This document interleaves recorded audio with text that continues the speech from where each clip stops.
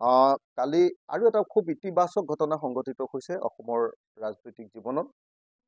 সেইটো হ'ল শৃংখল চলিহাত বীৰ লাচিত সেনাৰ প্ৰশাসনিক সচিব শৃংখল চলিহা ডাঙৰীয়াক কালি তেওঁলোকৰ বীৰ লাচিত সেনাই এমাহৰ কাৰণে অব্যাহতি দিছে, এমাহৰ কাৰণে তেওঁক জিৰণি দিছে। কালি যিটো সেই প্ৰস্তাৱ আছিলে, কালি যিটো নিৰ্দেশ বীৰ লাচিত সেনাৰ, এই বীৰ লাচিত সেনাৰ সেই নিৰ্দেশটোৰ কাৰণে মই বীৰ লাচিত সেনাক ধন্যবাদ আৰু কৃতজ্ঞতা জনাইছোঁ। আপোনালোক সকলোৱে জানে যে মই বীৰ লাচিত সেনালৈ এখন চিঠি দিছিলোঁ। তেখেতসকলৰ মুখ্য সচিব ৰন্টু পানী ফুকনলৈ মই এখন চিঠি দিছিলোঁ আৰু চিঠিত মই শৃংখল চলিহাই কেনেদৰে শিৱসাগৰত সাম্প্ৰদায়িক সংঘাত লগাব খুজিছে আৰু সমগ্ৰ অসমত তেওঁ কেনেকৈ মুখ্যমন্ত্ৰীৰ হৈ কাম কৰিছে, বিজেপি RSSৰ হৈ কাম কৰিছে, সেই কথাটো মই আঙুলিয়াই দিছিলোঁ। কিন্তু কালি যেতিয়া নাগৰিক সভাই পোনপটীয়াকৈ শৃংখল চলিহাৰ নাম যিহেতু কালি পোনপটীয়াকৈ নাগৰিক সভাই ল'লে যে তেওঁ শিৱসাগৰত সাম্প্ৰদায়িক সংঘাত লগাবলৈ চেষ্টা কৰিছে। গতিকে যেতিয়া কেন্দ্ৰীয় কমিটিৰ এজন মানুহক তাৰ স্থানীয় নাগৰিকসকলে প্ৰস্তাৱ লৈ আমাৰ সমাজৰ বেয়া কাম কৰিছে বুলি কৈ দিব, তেওঁক বহিষ্কাৰ কৰিবই লাগিব, কোনো ৰাস্তা নাথাকে।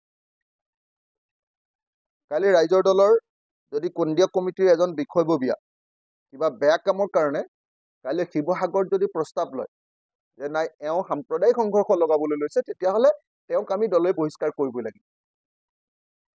গতিকে কালি নাগৰিক সভাৰ এটা ডাঙৰ ফলাফল হ'ল যে কালি শৃংখল চলিহাক নাগৰিক সভাই নাকি লগালে।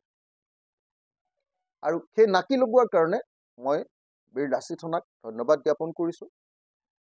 তাত সাম্প্ৰদায়িক সংঘাত লগাব খুজিছিলে আৰু এনেকুৱা পৰিস্থিতি আহি গৈছিলে যে বীৰ লাচিত সেনাৰ সংগঠনৰ নিৰ্দেশ অমান্য কৰিও মুখ্যমন্ত্ৰীৰ কথা মতে সাম্প্ৰদায়িক সংঘৰ্ষ লগাব খুজিছিল, যি কাৰণে বীৰ লাচিত সেনাই তেওঁক ৰেষ্ট্ৰিক্টেড কৰিবলগীয়া পৰিস্থিতি হৈছে।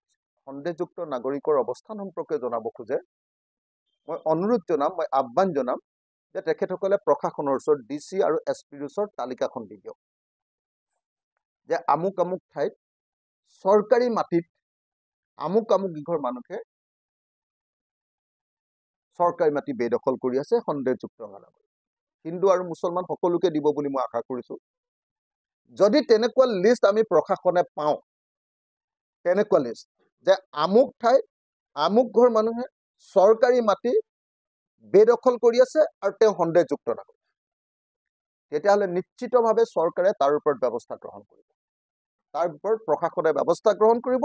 মই DC আৰু SPক ক'ম, যদি সঁচাকে তেনেকে আমাৰ শিৱসাগৰত কোনো সন্দেহযুক্ত নাগৰিকে চৰকাৰী মাটি দখল কৰি আছে, ভাড়াঘৰটোতো আমি একো কৰিব নোৱাৰো। ভাড়াঘৰত থকালে সেইটো পুলিচে গৈ খালি সন্দেহযুক্ত মানে বিদেশী হয় নেকি সেইটোৱে চেক কৰিব পাৰিব। পুলিচে গৈ বিদেশী বুলি যদি কোনোবাই কয় যে এই মানুহজন বিদেশী, তেওঁৰ নাগৰিকত্ব আছে না, আমি সেইটো চেক কৰিব পাৰিম ভাড়াঘৰত গৈ। কিন্তু চৰকাৰী মাটি যদি সঁচাকে শিৱসাগৰত কোনো সন্দেহযুক্ত নাগৰিক মানে বিদেশী যদি হয় বা অন্য জিলাৰ পৰা আহি যদি চৰকাৰী মাটি বেদখল কৰিছে, মোৰ শিৱসাগৰ জিলাৰ মানুহকে মই এতিয়ালৈকে মাটি দিব পৰা নাই। আপোনাৰ SC মানুহ এতিয়ালৈকে CMক ক'লো, এতিয়ালৈকে পীযুষ হাজৰিকাৰ সন্মুখত কোৱা হ'ল, এতিয়ালৈকে 2জন DCক মই একদম জোৰকে কৈ আছো।